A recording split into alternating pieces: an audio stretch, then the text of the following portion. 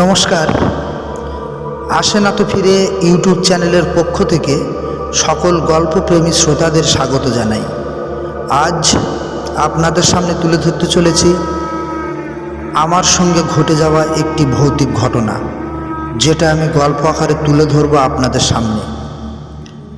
আজকের নিবেদন লোমহর্ষক হাড় হিম করা কাহিনী নিয়ে রহস্য ধারাবাহিক গল্প মেছো ভূতের পাল্লায় একবার। কাহিনী ধীমান বৈদ্য, গল্প পাঠে ধীমান বৈদ্য।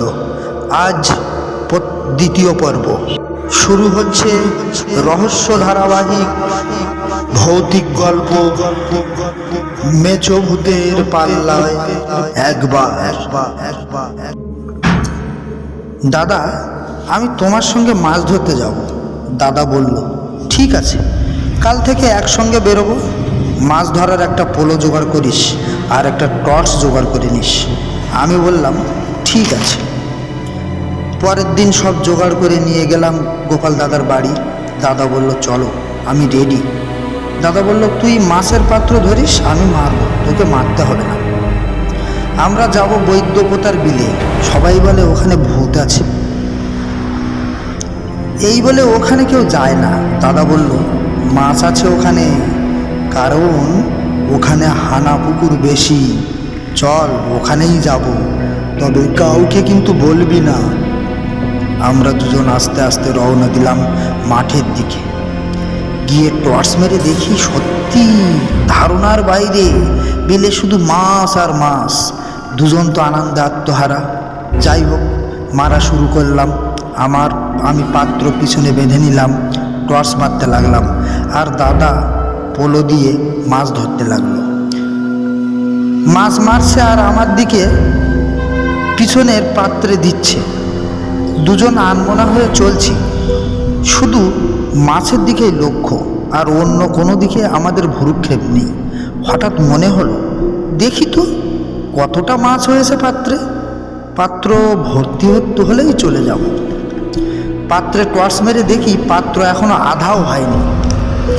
দাদা বলল, এত মাছ মারলাম তো মাছ কোথায়? এতক্ষণ তো পাত্র বোঝাই হয়ে যাওয়ার কথা। আমার মনে সন্দেহ হলো। হঠাৎ ভূতের কথা মনে হলো। আমি বললাম, দাদা, ভূত লাগেনি তো? দাদা বলল, তোর যত সব, কোথায় ভূত? হাতে আলো আছে, ভূত আসে না। তবু আমার মনে সন্দেহ দানা বেঁধে রইল। দাদার লক্ষ্য মাছের দিকে, আমার লক্ষ্য মাছের পাত্রের দিকে। হঠাৎ পিঠে যেন একটা ঠান্ডা অনুভব করলাম। মনে হলো যেন আমার পিঠে একটা হাত এসে লাগলো। আমি পিছন ঘুরতেই দেখি এক বিভৎস দৃশ্য। বৈদ্যপোতার উপর দাঁড়িয়ে আছে এক ক্রোশ দূরে। আমার মাছের পাত্রের ভিতরে হাত চালিয়ে মাছ খাচ্ছে। তার চোখ জ্বলছে, দাঁতগুলো বিদ্যুৎ চমকের মতো চমকাচ্ছে। আমি তো জ্ঞান শূন্য, পড়ে যাওয়ার মতো লক্ষণ। অনেক কষ্টে দাদাকে বললাম, দাদা, পিছনে দেখ। দাদা বলল, কি? আমি বললাম, দেখ। দাদা পিছন ফিরল, দেখলো সেও হতবাক। দুজনের মুখে কোনো কথা নেই। তারপর দাদা বলল, আমরা আজ মরেছি, মাছ ফেলে দে, নইলে ও আমাদের পিছু ছাড়বে না। আমি পাত্র থেকে মাছ ফেলে দিলাম। মাছ ফেলে দিয়ে মাঠ আট দিয়ে খুব তাড়াতাড়ি বাড়ি ফিরে এলাম। আমাদের তখনও ভয় কাটেনি। ঠাকুমাকে ব্যাপারটা বললাম।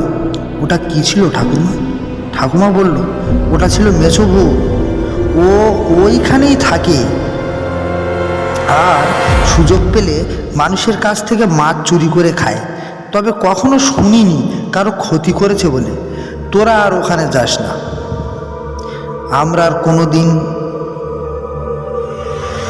ওই পথ মারাতাম না। মাছ আমরা ধরতাম অন্য জায়গায়। ধন্যবাদ। দ্বিতীয় পর্বের গল্প শোনার জন্য আবার আমি কাল নতুন গল্প নিয়ে হাজির হব। ততক্ষণ ভালো থাকুন, সুস্থ থাকুন।